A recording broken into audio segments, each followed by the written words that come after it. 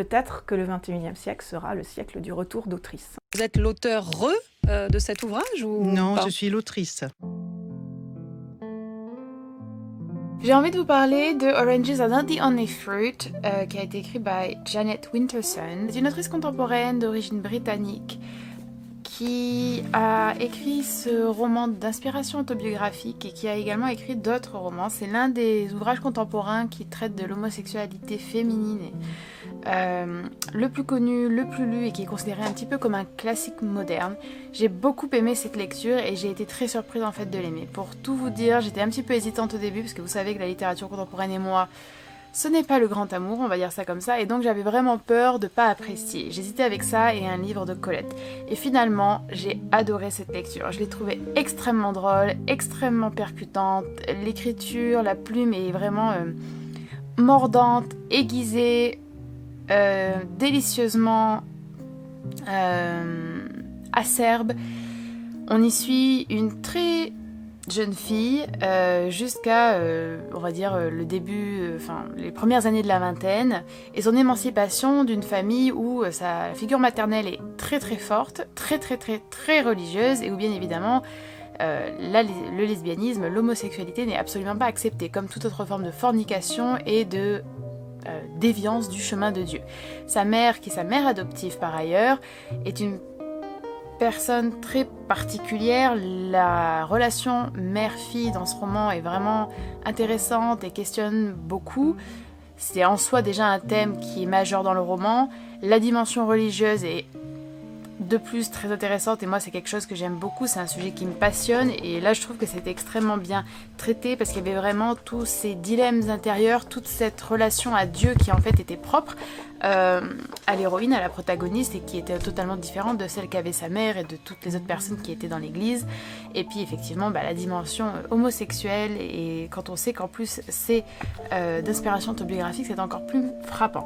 En tout cas voilà, je peux vous recommander clairement ce livre. Je sais qu'on manque beaucoup de livres avec des personnages lesbiennes de qualité, loin des clichés, loin des stéréotypes, avec une écriture qui est aussi l'un des atouts du livre. Et pour le coup, moi j'ai trouvé que ce roman réunissait tous ces critères, donc vraiment il n'y a aucune raison de pas lire Oranges Are Not the Only Fruit.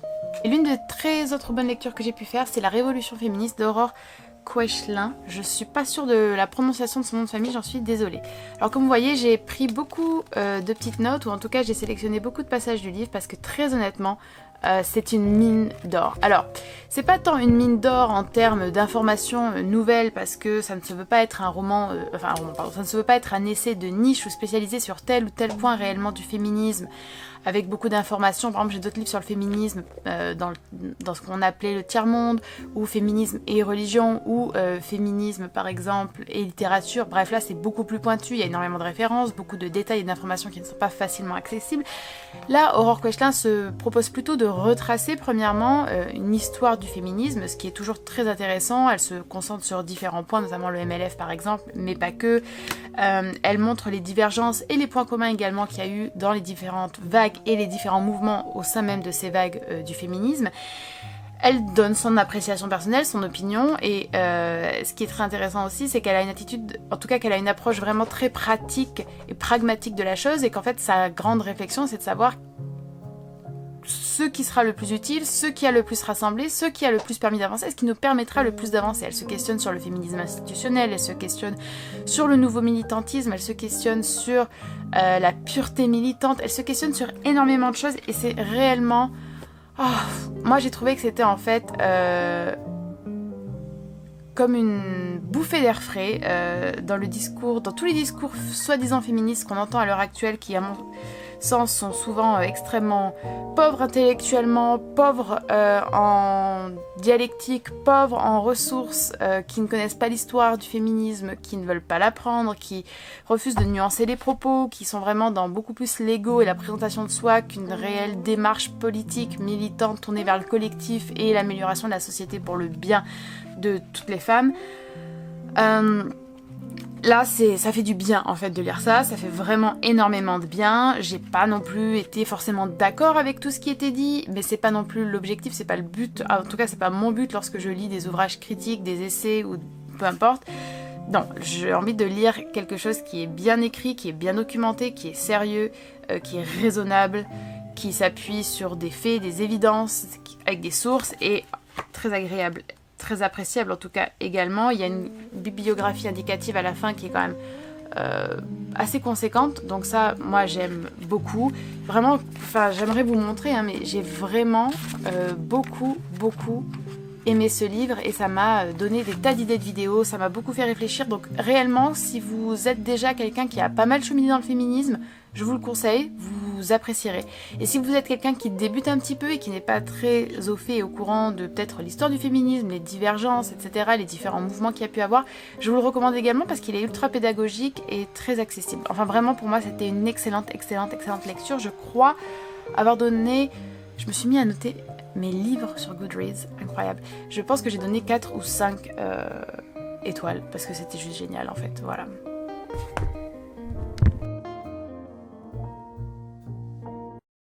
Her kind. I have gone out, a possessed witch haunting the black air, braver at night, dreaming evil. I have done my hitch over the plain houses, light by light, lonely thing, 12-fingered, out of mind. A woman like that is not a woman quite.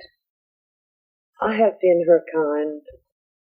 I have found the warm caves in the woods, filled them with skillets, carving, shelves, closets, silks, innumerable goods. Fixed the suppers for the worms and the elves, whining, rearranging the disaligned. A woman like that is misunderstood.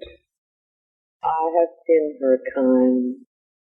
I have ridden in your cart, driver, waved my nude arms at villages going by, learning the last bright roots, survivor where your flames still bite my thigh, and my ribs crack where your wheels whine. A woman like that is not ashamed to die. I have been her kind.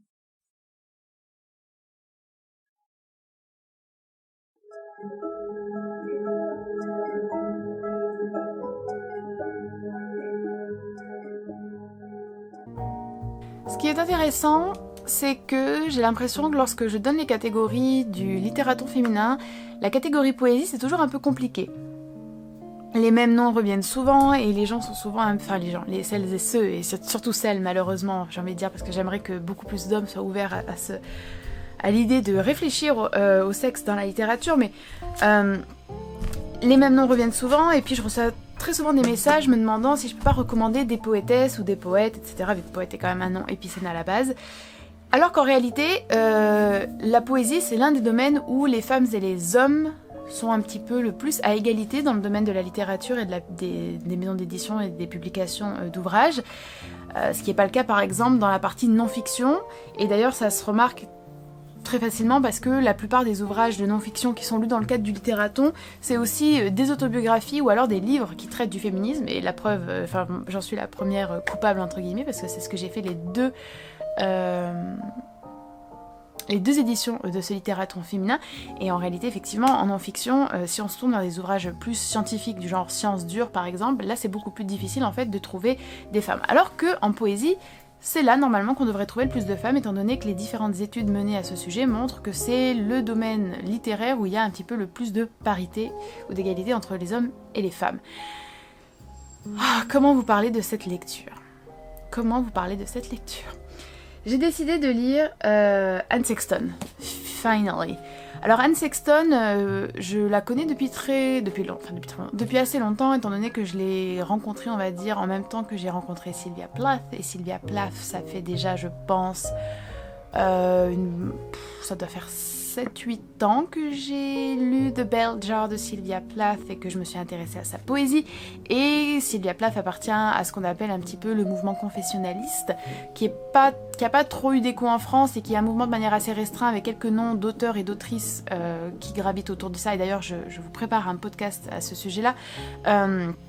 Et dans ce mouvement confessionnaliste, eh bien, il y a Anne Sexton qui est la deuxième grande figure de ce mouvement. Je me suis procuré The Complete Poems, donc c'est quand même assez gros comme vous pouvez le voir, et j'ai lu le premier recueil, tout simplement, enfin j'ai pas choisi, hein, c'est le premier recueil qui apparaissait dans cette collection, et je me suis dit on va commencer tout simplement par les premières pages, qui s'intitule To Bedlam and Part Way Back, et ce sont des poèmes, enfin ça a été publié en 1960. J'ai adoré, mais j'ai adoré ce recueil de poésie. Alors, de toute manière, je pense que j'en ai déjà parlé. Je me rends compte que j'adore la poésie et que j'aime de plus en plus la poésie. Je pense que j'en avais déjà parlé il y a quelques années. J'étais quelqu'un qui pensait ne pas trop aimer la poésie. Et en fait, c'est quand j'étais à la fac et que je me suis rendu compte que mon second mémoire portait sur de la poésie, que j'avais choisi beaucoup de modules sur la poésie, que en fait la poésie faisait vraiment beaucoup partie de ma vie et que alors que j'étais persuadée de ne pas apprécier fortement ce genre, ou en tout cas que ce n'était pas l'un de mes genres de prédilection, mais en réalité c'était fortement le cas, et ça se confirme de plus en plus étant donné que la poésie c'est vraiment quelque chose que j'adore. Je pense que c'est peut-être le genre que je préfère le disséquer, étudier, analyser en termes de stylistique, de thème, d'écriture, de contexte, d'importance, de rayonnement. Bref, j'adore la poésie et j'ai vraiment adoré la poésie d'Anne Sexton. Alors c'est une poésie qui est moderne, du coup effectivement on est en vers libre, pas forcément de rime, etc., des formats assez différents selon les poèmes, c'est très moderne également parce que ça aborde énormément de sujets qui ont fait beaucoup controverse. Anne Sexton a été énormément critiquée à ce sujet-là. Je ne veux pas vous en dire trop parce que j'ai vraiment envie de garder toutes ces réflexions et toutes ces informations pour le podcast, l'épisode du podcast qui sera sur le confessionnalisme littéraire.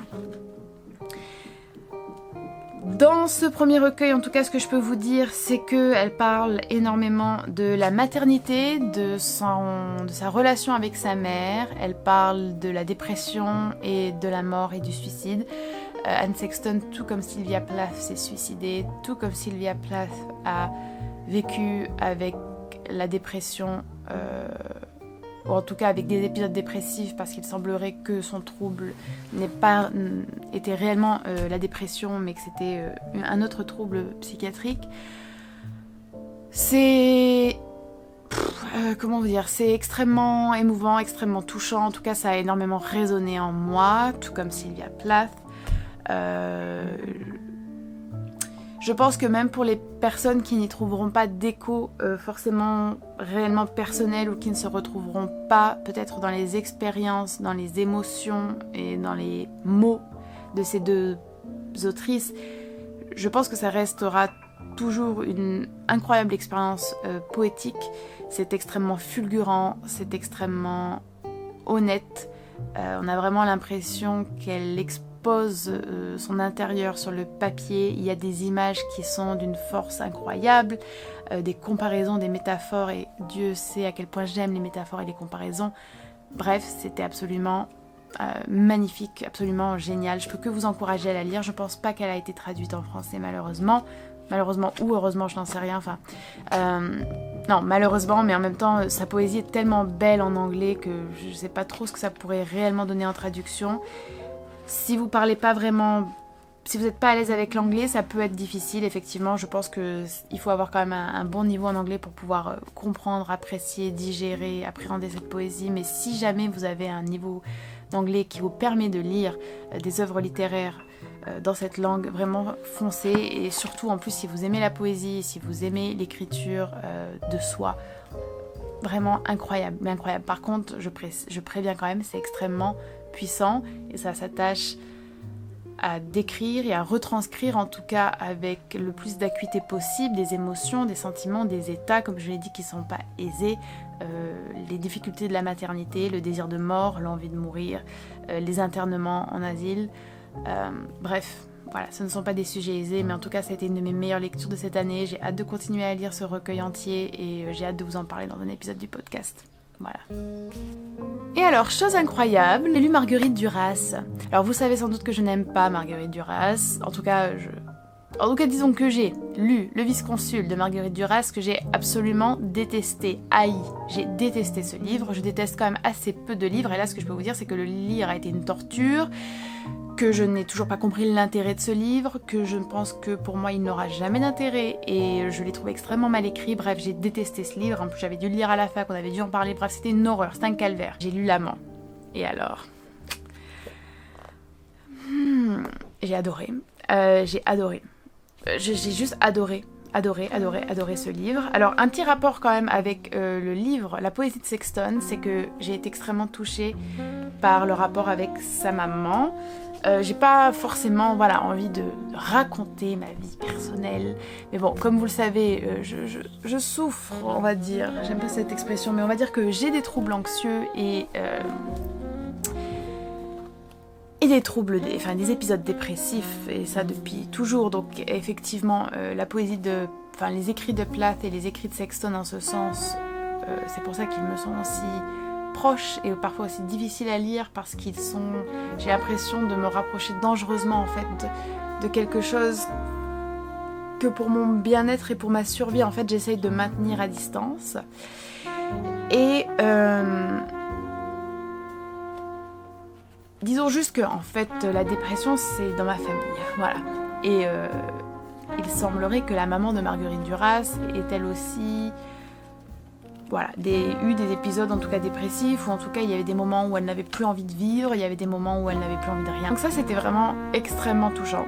Je pense qu'il n'y a, en tout cas pour moi, il est très difficile de trouver quelque chose de plus touchant que le rapport aux parents en littérature.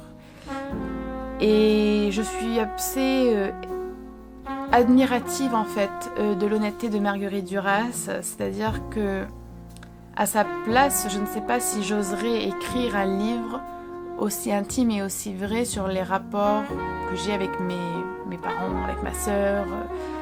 Et c'est ce qu'elle fait dans ce roman. C'est-à-dire que vraiment, moi, ce qui m'a marqué, ce n'est pas du tout l'amant, ce n'est pas du tout cette histoire d'amour, cette histoire charnelle, cette histoire de passion. C'est vraiment pas ce qui m'a marqué dans ce livre. Ce qui m'a marqué dans ce livre, c'est la dimension de vérité, la dimension d'honnêteté, de se livrer ainsi sans phare, sans rougir, sans qu'il y ait jamais cette sensation de gêne dans l'écriture, tellement c'est direct, tellement c'est rapide, incisif, tellement les phrases sont tournées comme ça et direct, on repart sur une autre phrase. J'ai été absolument bluffée en fait par cette lecture. J'ai même beaucoup de mal à en parler. Alors après, j'ai effectivement sélectionné également beaucoup d'extraits sur des thèmes extrêmement différents. Il y a des choses qui m'ont laissé un petit peu perplexe, hein. Par exemple, les descriptions des ébats sexuels dans ce roman, j'ai pas du tout été convaincue.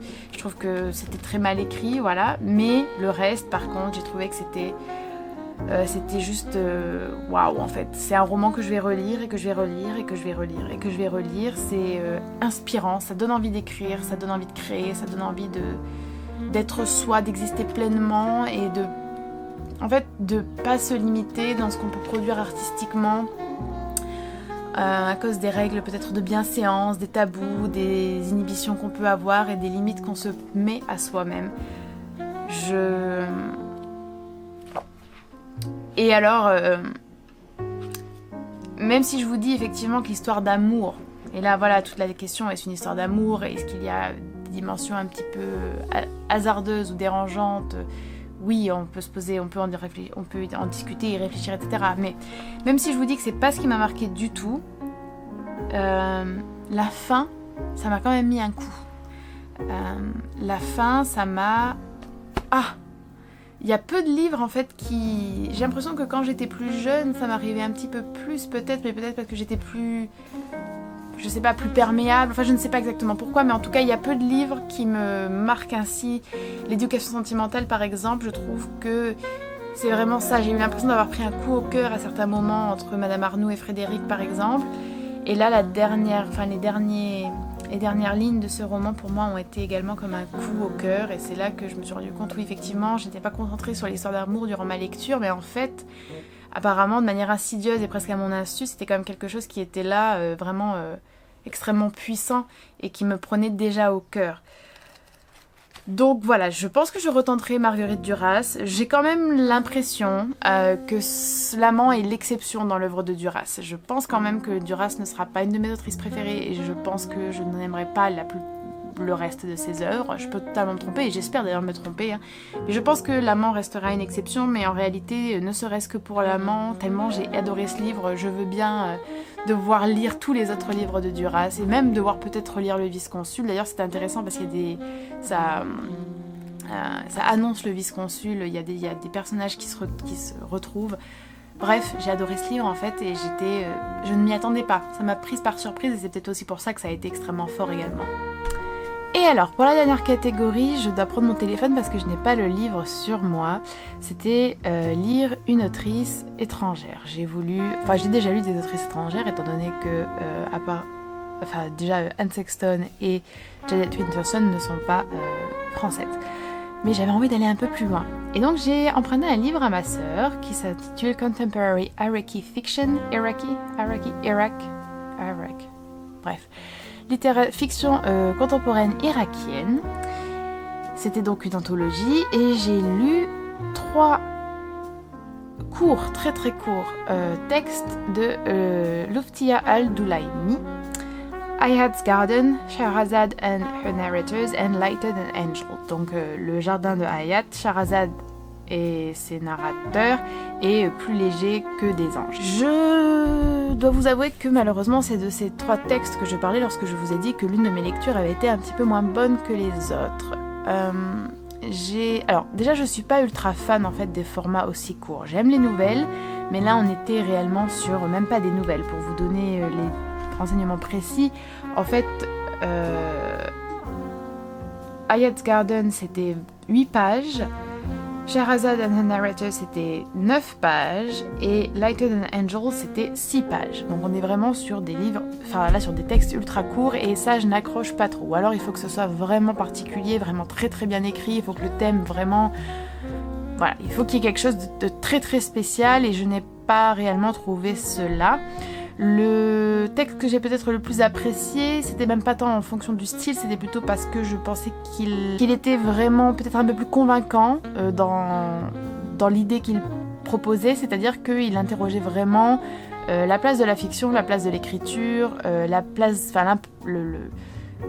construction de l'identité lorsque l'on est raconté et perçu par les autres.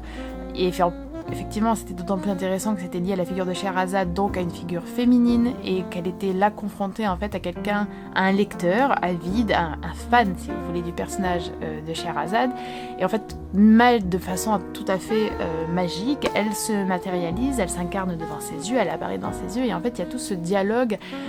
Alors court bien évidemment encore une fois, mais il y a ce dialogue entre deux où il y a une réelle incompréhension, et en fait où elle ne parvient pas à s'imposer en tant qu'être vivant, en tant que femme, devant cet homme qui a fantasmé sur elle, qui a lu tous les livres qui avaient été écrits à son sujet. Donc vous voyez que c'est extrêmement intéressant en fait, et c'est vrai que par exemple c'est un texte qui serait très intéressant à étudier avec des élèves ou même à la fac, parce qu'en fait il est court, et parce que là, oh là là, je veux dire, féminisme, place de la littérature, place du mythe, place des figures mythiques. Ça m'a fait penser aussi à la figure de Sappho en fait, c'est-à-dire que Sappho, comme Frida Kahlo, d'ailleurs j'aimerais bien en parler un jour, mais Sappho c'est un symbole, tout le monde, ou presque on va dire, connaît Sappho, c'est un mot, même saphique, les amours, etc. C'est quelque chose qui est rentré dans le vocabulaire courant, et en fait Sappho est devenue même plus connue pour ce que l'on s'imagine qu'elle a été, pour ce que l'on veut maintenant qu'elle représente, que pour elle en tant que femme, en tant que poète, et la vraie personne qu'elle a été.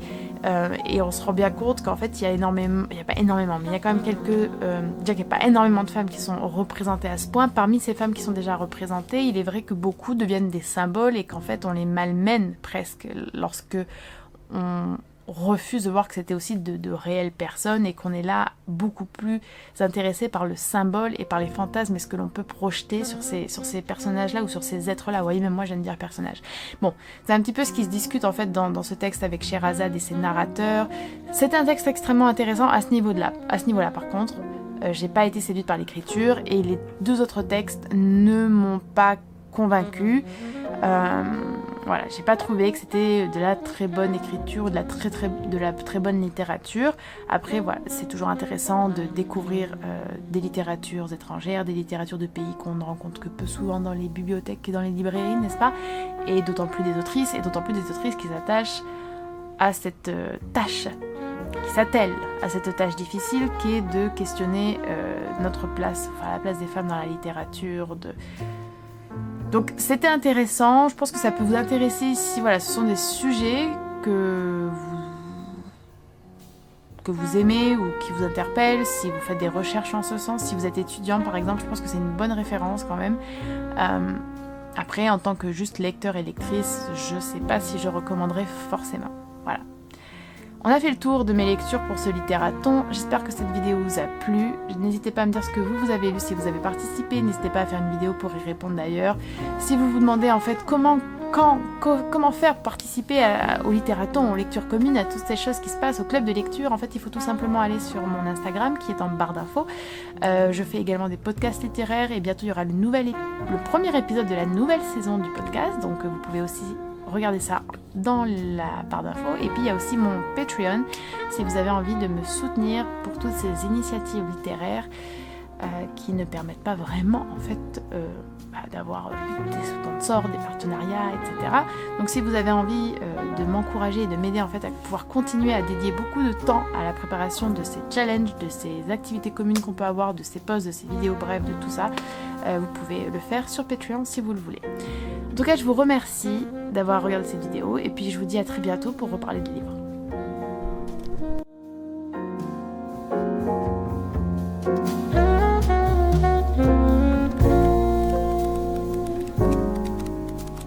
Mm-hmm.